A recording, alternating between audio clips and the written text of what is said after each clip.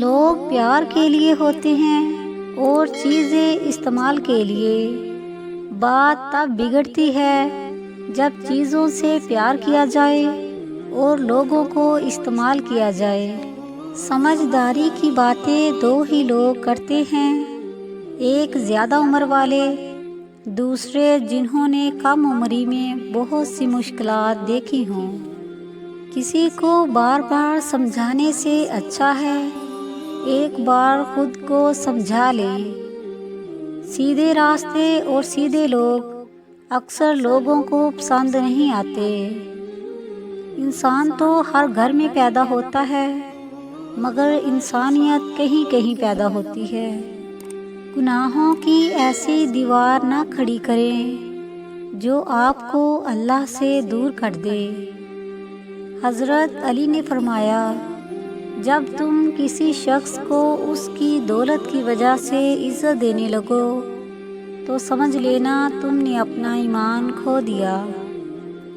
خونی رشتے توڑ کر انسان جوانی تو گزار سکتا ہے مگر بڑھاپا نہیں۔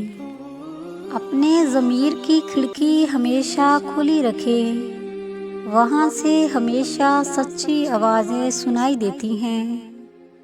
حضرت علی نے فرمایا، جو چیز تمہارے نصیب میں نہیں اس پر افسوس نہ کرو، کیونکہ جو تمہارے لیے ہے وہ کبھی تم سے دور نہیں ہو سکتا۔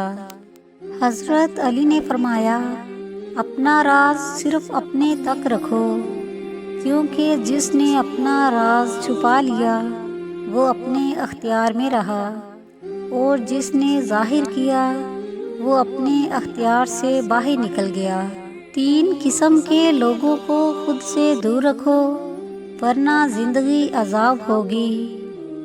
ایسا انسان جو ہر کسی کے سامنے آپ کو بار بار بے عزت کرے، جس کی وجہ سے بار بار آپ کو شرمندہ ہونا پڑتا ہے، وہ انسان جو ہمیشہ آپ پر چیختا چلاتا ہے۔